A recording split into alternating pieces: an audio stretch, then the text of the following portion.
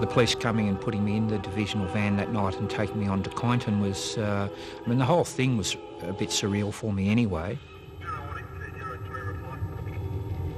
It was something that came out from within me. And that was the music that came out that night when I was playing the harmonica in the divvy van. It was created out of all of the emotions that you could think of great loss and sadness, of unknown, of passion, of love. It's something that helped get me through the initial going into jail and into Pentridge, and that music was still in me. Maybe it was the rainbow bird that was there with me as well. I could even do it now, is just close my eyes and be there, having her stroke me with her wings and being upon her back with Ted and flying to those beautiful places. It's one of the things that helped me survive in jail. I think I did probably some of my best poetry whilst I was in jail. And the rainbow bird was there, and I'd just climb onto her back and off we'd go.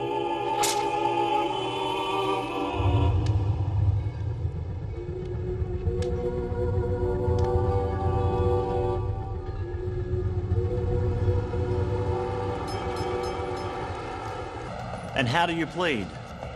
Guilty, Your Honour.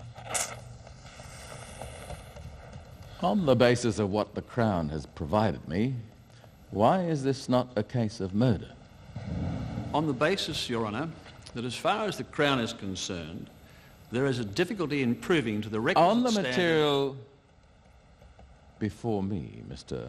Morgan Paler, this is a case of the accused taking an axe from outside the property, bringing it onto the property, breaking down the door of the property, killing the deceased with a fractured skull to the right side, a fractured skull to the left side, 6 head injuries in all, 4 fractured ribs, multiple and deep bruising, and said in answer to question 383 in the video, I wanted to hurt him with the axe. Yes. Yet comes before the judge as a manslaughter plea. Yes, Your Honour. Then how is a judge to define that this is not a case of murder?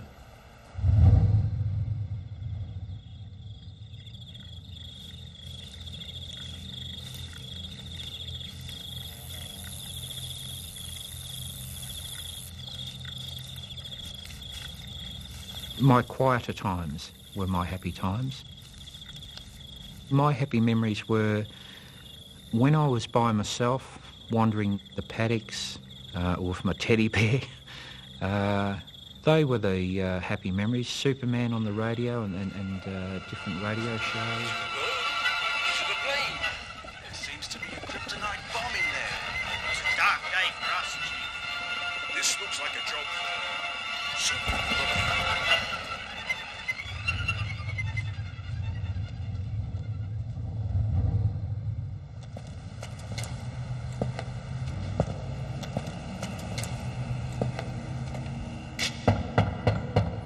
Gordon Kerr was my Superman. He was my idol, my hero.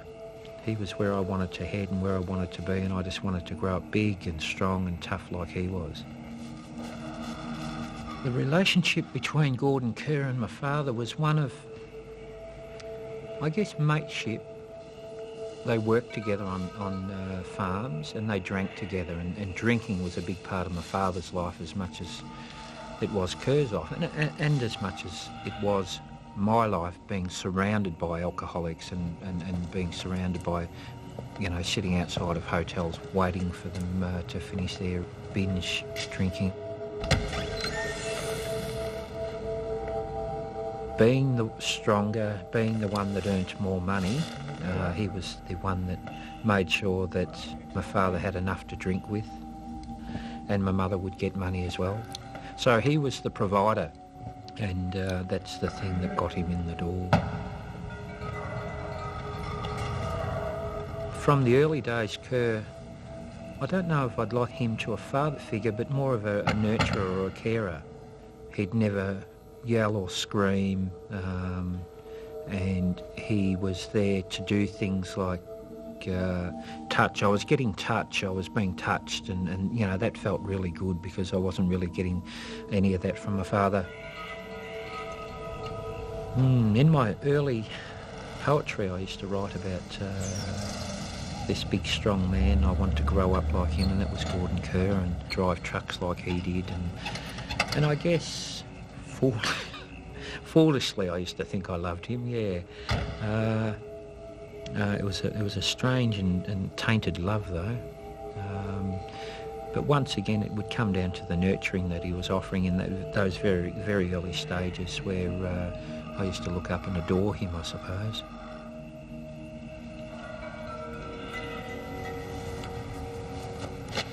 Does he need any assistance in relation to pleading? I don't believe so, Your Honour. It's been discussed with him.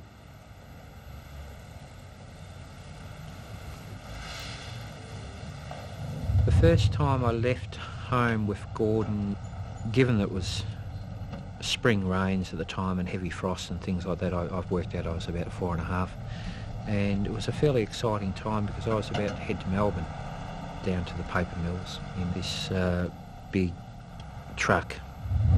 I mean, I was just so happy as a kid. I mean, this was a really exciting time for me.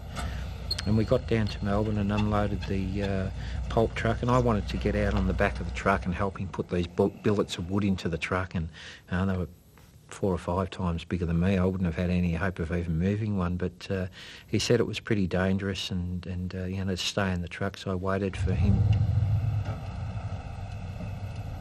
And the trip back, you were able to get beer at any time of the day or night then, and he got his beer and his stout and bought me some lemonade and chips, and I was pretty cold, and I moved he got me to move closer towards him in the truck, and I guess I fell asleep, but I do remember him his hand was, you know, down in my lap and stroking my inner thigh and saying that he had a nice surprise for me. But I just felt warm, and I felt cuddly, and I felt loved, and when you don't get many presents as a kid, surprises are a pretty big thing, and that's what I was looking forward to, was this nice big surprise that I was going to get when we got home.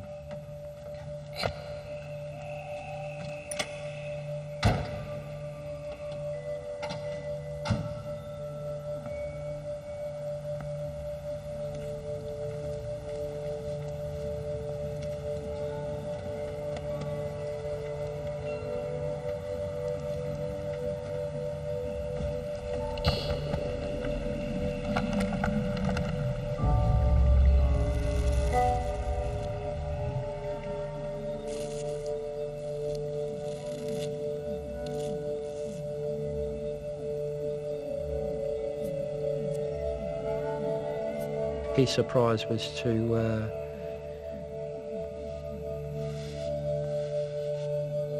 it's something that we can speak about later, but he'd go through this ritual where he'd light the lamp and shave and wash and, you know, finish his bottles off, and then he threw me into his bed and raped me, and that was his surprise for this little, you know, 4.5-year-old child, which was, well, it had a pretty big impact on my life.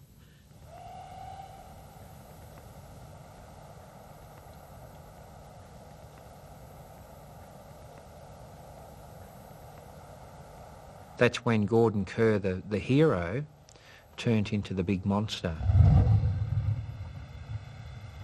He displayed maybe an emotion of great shame and guilt, but displayed that in a way of anger, great anger and a rage, and it was, you know, fucking get out of the hut, you little bastard, and get down to the creek and wash yourself, and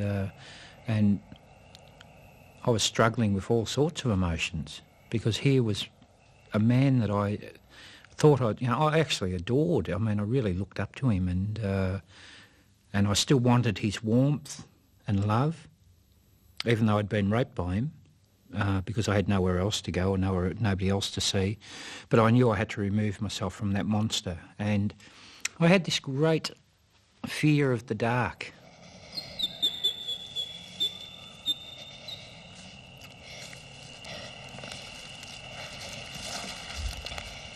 The overriding fear of what happened in that hut took away that fear of walking out into the dark by myself. And I can remember going out there and it was just this amazing, the Milky Way was so bright and it was frosty, it was icy cold, I could hear the sheep in the paddock next to me, and looking up at the sky and there was just beautiful stars everywhere. I had to go down to the dam to wash myself because, we were a poor family and my shorts were pretty important to me. They had to last a few years. And I'd shit them. I'd had all sorts of stuff come, out of my bum into them. And, my immediate thought was I'm going to get a thrashing when I get home for doing this. But I also thought, as a kid, I can wash it out, And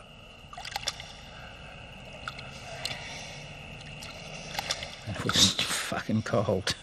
And I just washed myself up and I went back into the hut. That was the only place I had to go, back with the monster. Fortunately, by the time I got back in there, he was asleep and he was snoring, so I just curled up on a chair in front of the last embers of the fire and fell asleep, and I was greeted by the monster again in the morning, and that was the rape that put me into hospital, and it was told by my grandmother that I was in a car accident and thrown from a car, where I ended up with a broken arm and, torn anus and dislocated hip and all the rest of it.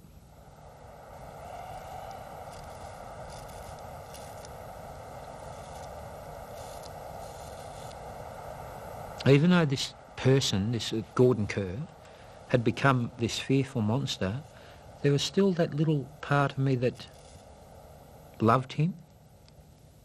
And I guess for another 10 years it took me, there were periods of that in that time where, it was just complete terror, of course, but from 4.5 until 14, nearly 15, that mental torture and those rapes continued.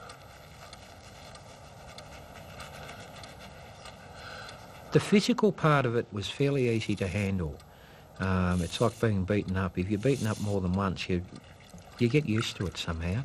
I know that might sound a bit strange to some people, but I got used to it anyway.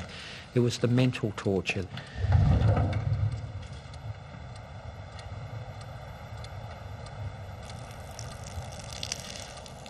Being left in his hut where he'd go off to work, and sometimes I don't know whether it was through his remorse or his guilt, I wasn't allowed to go.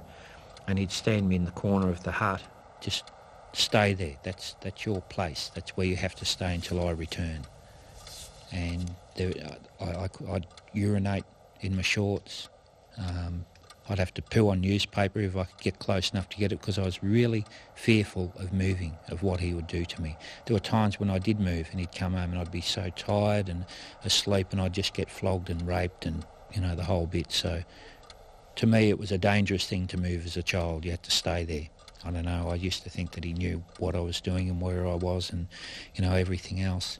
And during those long periods of times, I'd eat his sugar, or I'd have to drink the water out of his shaving basin. That's what I had to do. That's how I survived. That's how I had to quench my thirst or look after my hunger needs, through doing things like that. Once I did move. He went out the door, I heard the vanguard go. I jumped up, I jumped on the bed, I bounced around on the bed, I laughed, I screamed, I cried. But then I went back to the corner and I sat and waited again. But yeah, these are more tears of the emotion of the joy of, I guess, being able to escape that that sort of torture.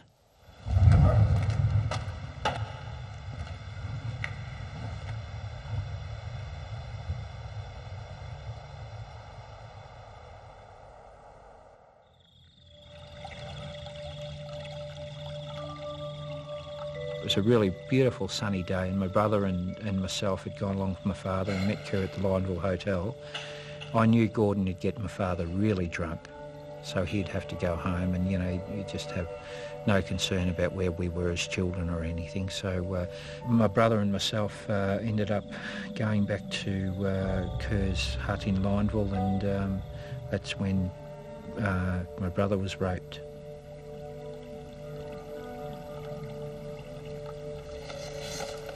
It was the first time that I actually ever considered taking the life of another person.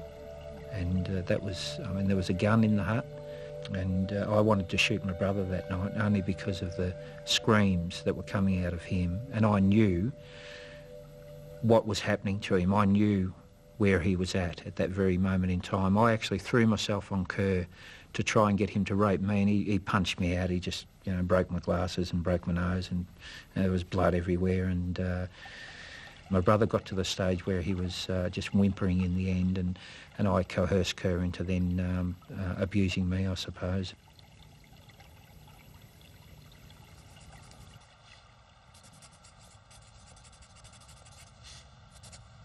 Please make it stop. It hurts so much. I can't go back in there. Please, where is my mummy? God, please. Bad dreams. Can't sleep, mummy. Oh, look, they couldn't have not known. My family, I'm not saying that none of them ever disbelieved, but they didn't want to believe.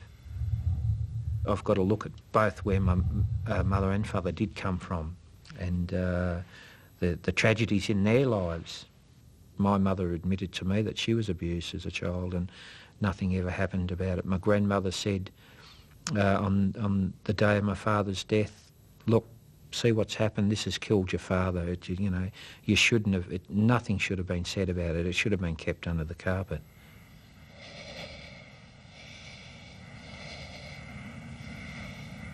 I'm a forensic psychologist and I practice at 118 Queen Street in Melbourne. Let me ask you firstly about the mother and father, for that matter, their role in what is said to be sexual abuse. He describes his parents as aggressive alcoholics, but his particular concern was that neither would support him. When his mother questioned his injuries, his incontinence, and why his pants were soiled, he felt she would not believe him, and she would punish him because it was for some other reason. All this led to further feelings of isolation and worthlessness. Any of the rapes, I can look back on them, but some just had that greater sense of depravity about them, and one of those that was particularly like that. I was urinated on, I was tied up, I was whipped with hay band, I was raped.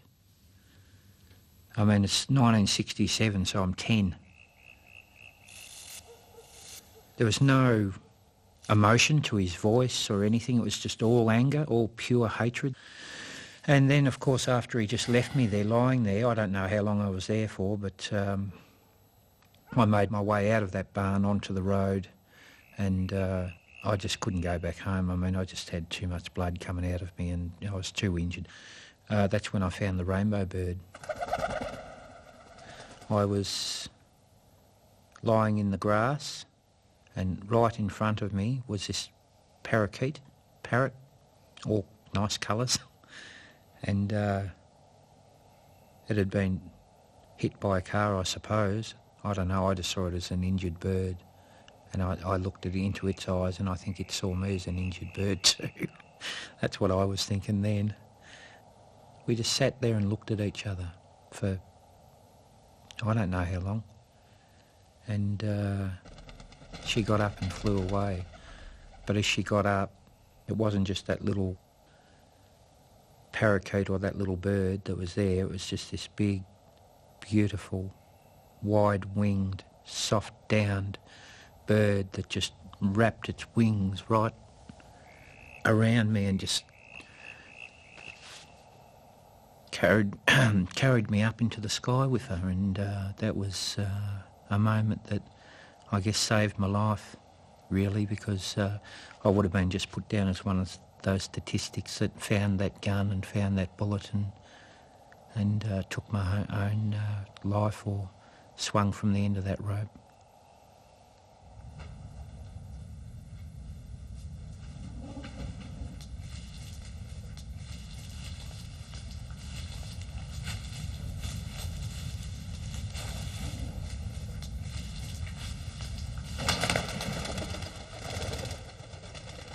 There would be always that time where the incessant abuse would tear back through and tear me into reality, and then I'd look and I'd just see her fading off, or she'd be sitting there with her eyes, with her head turned to me and her eyes just looking down, very sad, and you know, slowly disappear, and then I'd be confronted with this very angry man again.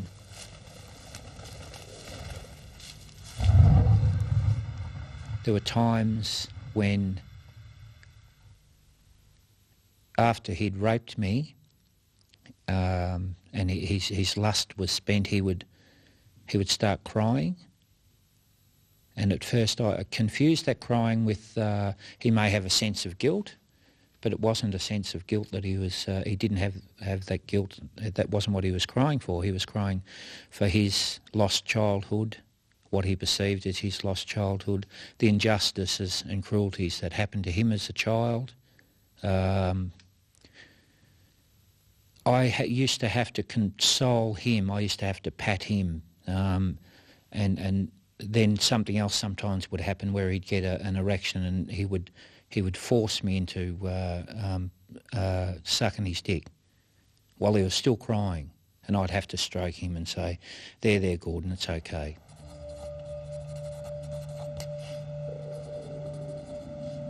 Will no one believe me that he did what he did? Where are you, sweet child? You are my inner me. A crying shadow touched the rainbow. It died. The one thing that kept my recall, I suppose, fueled in what happened to me was I developed very early to be very imaginative and wrote a lot about it. So all through my life I've written about it. It's a way for me of, I suppose, identifying with what had happened to me as a child and cleansing me. I've gone through weeks upon weeks where I've just sat either in my van or in my house and locked myself away and just wrote. I've got suitcases full of stuff that I've written.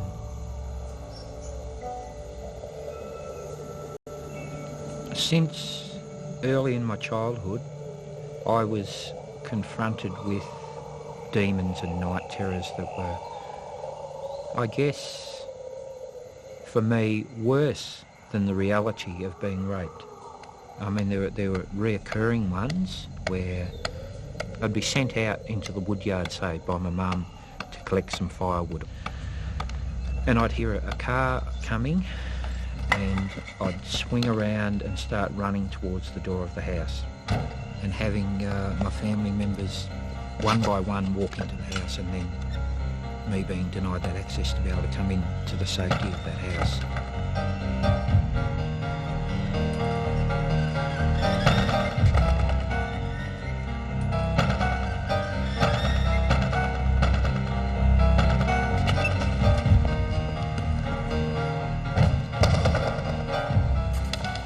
Grab hold of me and shove me down into the earth and just tear my guts out. And it was this heat, this intense heat. And as I turn, it knocks me flat to the ground. Then you wake up.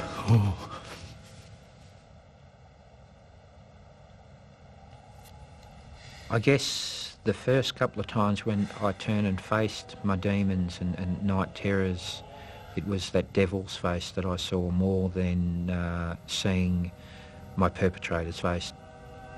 It was a hideous thing with when we talk about horns, well, the only horn that was on this was his dick, and it was huge, and you know, that was the thing that used to tear my guts out. So it wasn't the devil from Catholicism. It was the devil of what I perceived that devil to be.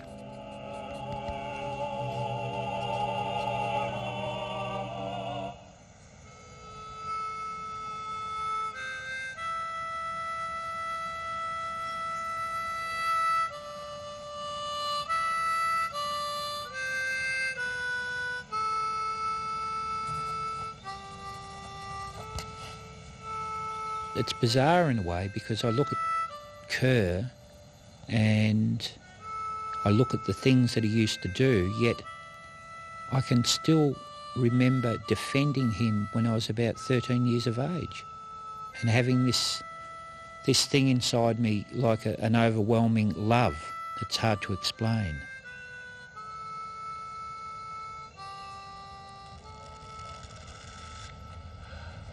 It went on from 1963 up until the 70s.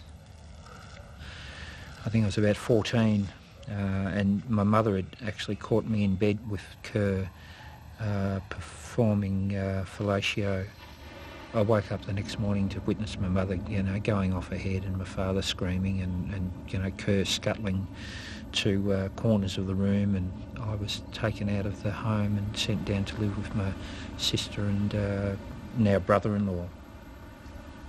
It was great to be able to get away, but another part of me felt that I was being punished for doing something wrong.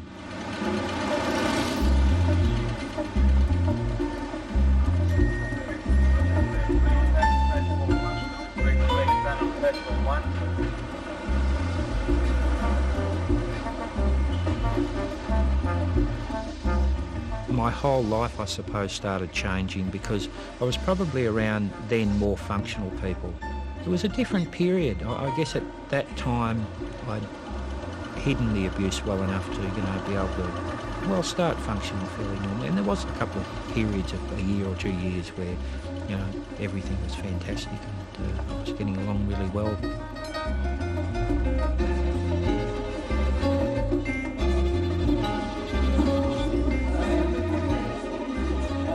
I didn't know where I belonged when I was growing up in the 60s and 70s. I couldn't identify with any movement, any cult or anything until the hippie movement came along, I suppose. There was a lot of free love, peace, mung beans and tree hugging sort of stuff, and I thought, wow, I haven't copped any love, so this is coming along really nice. I'm enjoying this.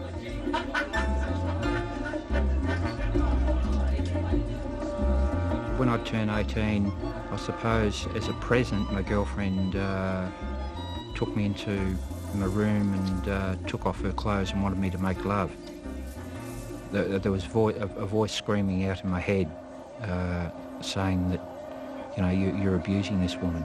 And I had to get up and running out of the room into the bathroom and I was sick. I was actually, I vomited and I was really shaken by it.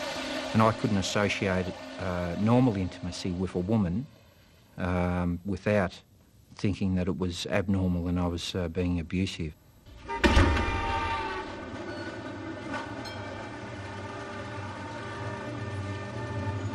From 1989 to around about 1992, I joined the public service. I used to work at Consumer Affairs, and I got caught up in this drinking cycle with the other public servants. We'd go to the hotel for morning tea, 10:30 in the morning, then again at lunchtime.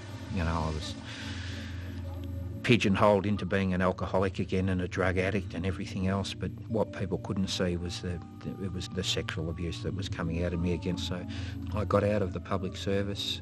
I was given my payout and I used that to buy a lot of speed and drugs and alcohol, and I eventually met this Irish lady and we were living in Frankston and I was hanging around with some offbeat sort of guys, I suppose. One chap, I remember coming home one night, and even though I was using speed myself, this guy was dealing speed from my house and he was a would-be biker. I asked him to leave and he wouldn't, and I walked out into the kitchen, grabbed this big meat cleaver, and I was going to take this bloke's head off and just drop it on the coffee table in front of everybody. And my friend just said, "What are you doing with the knife, Tony? Put it back." No need to do, silly things like that. Go and get a fork. So I went back into the kitchen and obediently picked up a fork and went in and just walked straight up to the guy and thrust it straight into his neck. I mean, really dug it in and ripped it out, and there was flesh on it, and this bikie bloke just took off. He was, you know, freaked right out, and it freaked everybody else out. And it freaked me out too.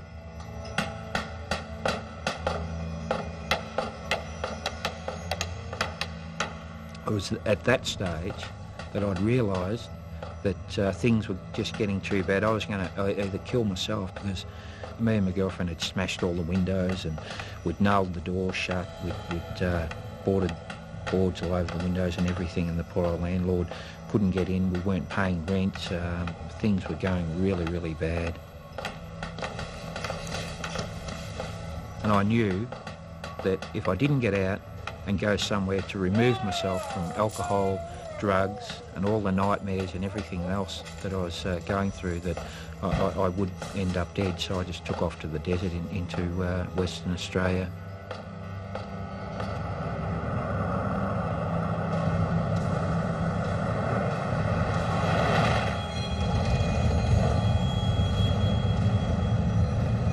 It wasn't until I hit the nullarbor plain that I started to really relax and unwind a bit.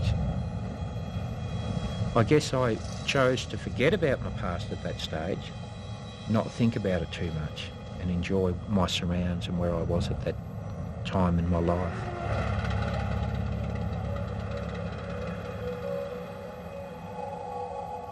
I was looking for work, and I ran into this guy, and I gardened for him, and then eventually he put me onto the fence line, and I did a bit of shearing with him. From there, I started rebuilding my life and healing.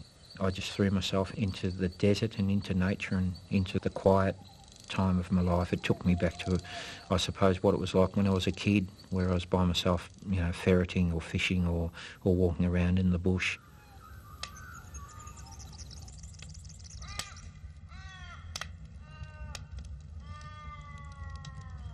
The night terrors stopped, so things got so much easier after that. So it was easier for me to conceive that I'd healed.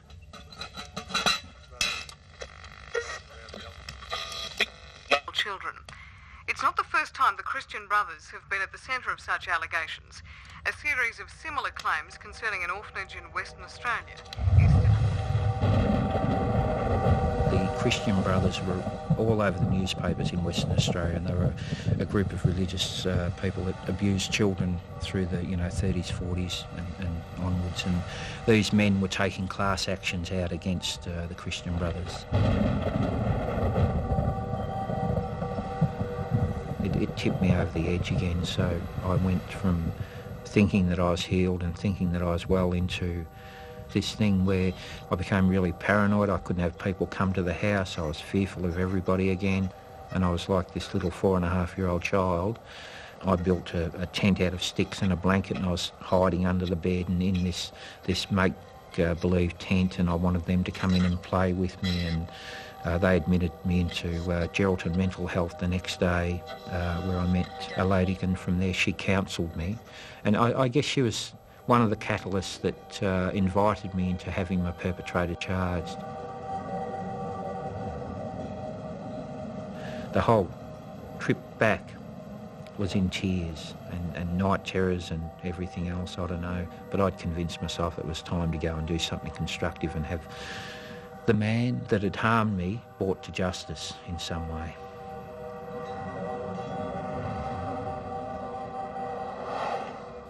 He has, for the first time, Your Honour, got counselling, trying to deal with the legacy of that fearful abuse.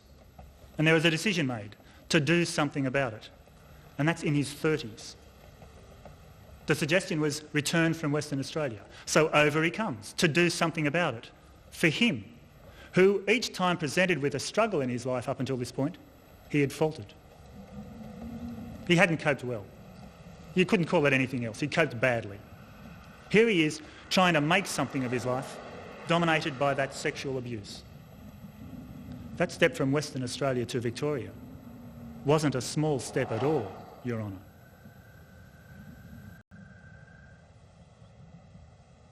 You can't make comments like forgive and forget and things like this unless you fully understand what child abuse means and what being raped means. Only then can you even begin to come to understand that. I got back, went and reported to the Kyneton police station, and they were more interested in my family's priors and pulling up the computer to see if I had any other convictions against me that were outstanding or warrants or anything else. It's not so much probably that they didn't believe in my story, it's just they didn't know what to do with it, and we're still faced with that thing of, you know, it was 30 years ago, let it go, you know, get on with your life. It was like I was being raped all over again. Rainbow bird, where are you? The child still cries, now a man. The long-forgotten fears resurfacing. Rainbow bird, please, come. They gave me a map of the area and they said, look, what we want you to do is go out, mark down on these maps all the places that you allege you were raped, and we'll make another appointment for you to come back and see us. After preliminary discussions with the police, he was asked to travel about the area and re-familiarise himself with it, having grown up in that area, and mark certain places on that map. He did so. He returned and... I asked the same question again. Yes? Was any consideration given by the Victoria Police to the question of whether the accused being asked to investigate his own abuse might cause problems? It seems not. They knew Kerr was living in the area still. They knew that one of those huts that I would find and return to was where Kerr was. I mean, that was pretty senseless to do that. And to not take into consideration my state of mind and my well-being and fitness.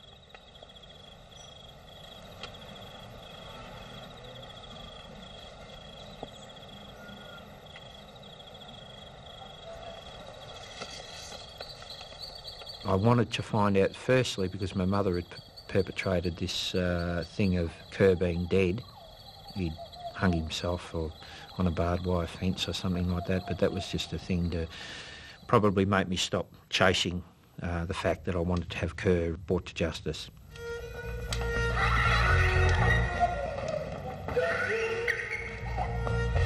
I ran into the barman and spoke to him and said, Gordon Kerr used to drink here, does he still drink here? And he said, as a matter of fact, he's due in any minute, he's late.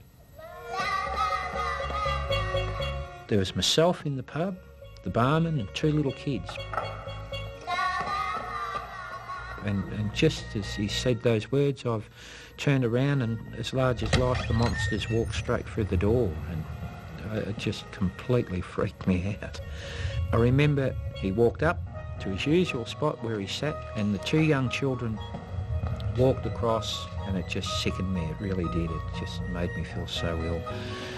I just ran out of the pub as fast as I could and jumped in the combi, and I was crying and shaking, and I got it started and drove off down the road, and I just had to stop. The tears were uncontrollable. They'd gathered information from my family through interviews. They'd got a statement from Kerr. Kerr had admitted committing these offences against myself and my brother. And I remember one of the senior detectives saying this to me, that he only used to do it when he's drunk. They said, look, Tony's admitted it, but you know, he states that he only used to do it when he was drunk. I think they forgot that he was drunk just about every day of his life. They'd gathered all the information. The brief was supposed to go on to the DPP, but it never left the office of the Kyneton police station. So the accused drove from Western Australia to Kyneton? Yes. Initiated the inquiry? Yes. The accused drove around Kyneton and did all the legal work? Yes. And the brief never left Kyneton? Yes. I was contacting the police, I guess, on a fortnightly basis. I was drinking fairly heavy again to try and put the pain of the abuse behind me. I was starting to become increasingly violent again.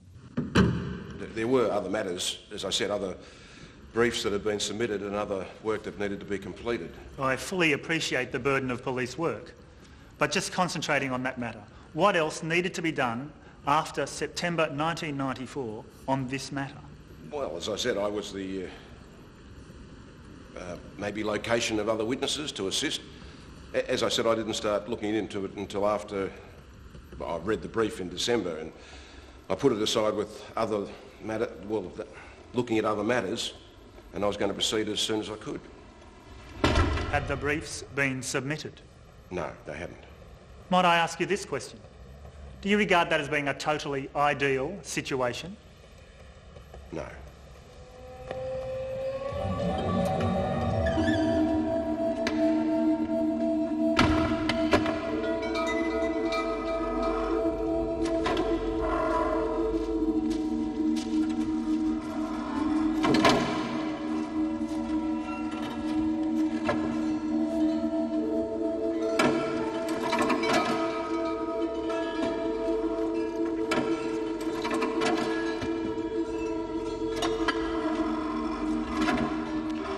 I guess that Saturday started off like any other.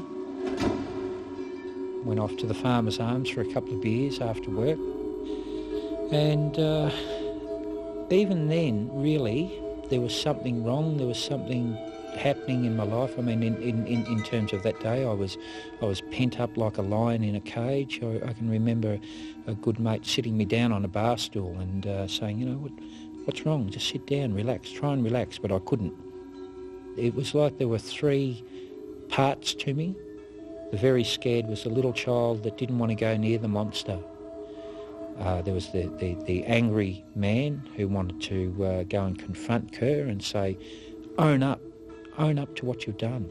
And then there was the mad, the crazy, you know, the over the edge, just, you know, the mantra that was going on in my head, bad man hurt me, I'm going to hurt bad man's bottom, you know. So I walked out onto the street and remember seeing the police there, and that child that was calling for my mum said, go to, you know, start a fight or something, go to the police and get them to lock you up for the night. So I started a fight. I pulled there was a guy that I thought was bullying somebody else, and I pulled a pitchfork out of my combi van and jabbed him in the stomach with it. I mean, very unfair on him. Nevertheless, it was a way of saying to the police, lock me up, you know, stop me before something happens. I'd gone to the police and attempted to say to them, can you lock me up for the night? And one of the cops there just told me to fuck off. He just said, look, you know, it's not about this abuse shit. He said, again, go home, you know, leave it be. It's over, it's finished. Nothing's going to happen with the report anyway. So there was another siren going off in my head. I mean, the police have sat on their hands now and they've washed their hands of it, and it's the locks, you know, it's we're not going to do anything about this. So. Does that mean that it was likely that no prosecution would have occurred? Possibly, yes. Was it likely? Well, as I said, I had great concerns about recommending it for prosecution. I never conveyed that to Locke, though, when I spoke to him. Eventually, I jumped in my combi and off I went to Kerr's place and found it quite easily in the dark at, you know, 1 or 2 o'clock in the morning, and did what I did.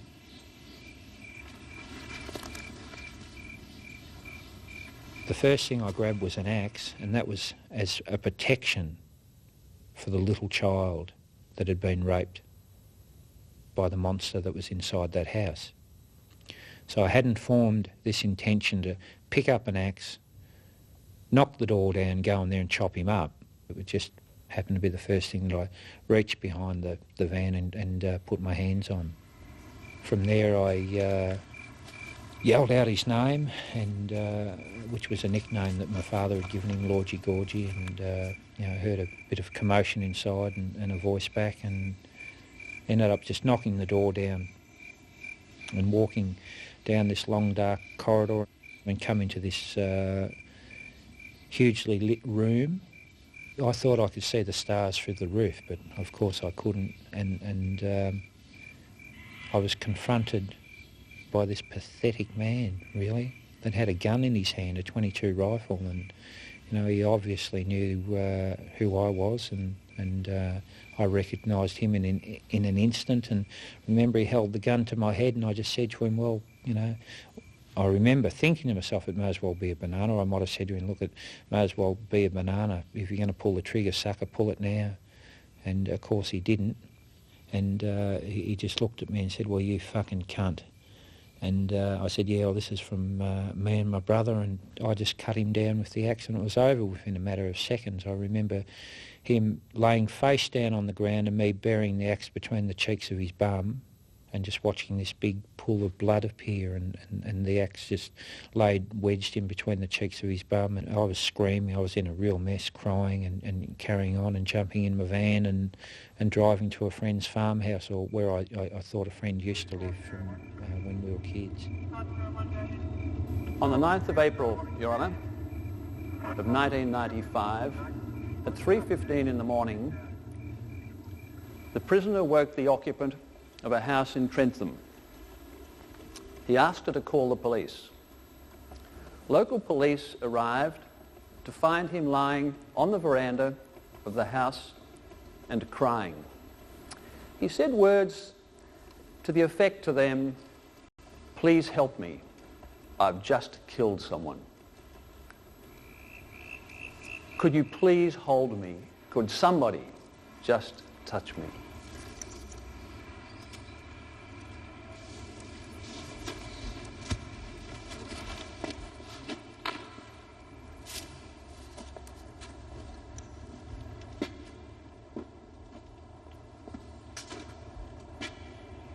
In our society, rightfully, we turn our face against vigilante conduct. This is not a case of vigilante conduct or revenge killing. This is a case of a decade of vile abuse from childhood, where the victim sought recourse to a peaceful solution, and which solution only partially served him. It is one where the victim found himself in a position of extremely painful stimuli by location and personal position. As a consequence, I consider a significantly reduced sentence of imprisonment is appropriate. You have already served 482 days in custody, awaiting sentence. I declare and certify that that period be reckoned as sentence already served. As a consequence, you may now immediately apply to the parole board for release on parole.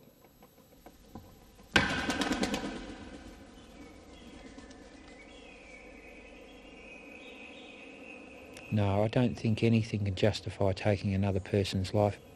So I can't justify taking Gordon Kerr's life, no. I can understand why it happened, and I can understand that we need to get the message out there in society, clear and concise and positive, so this type of tragedy doesn't happen again. I've never asked to be forgiven for what I've done, and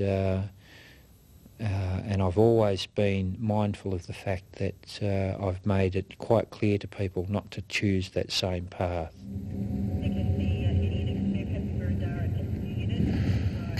Quite often I've had people say that I'm very fortunate to have gotten such a light sentence.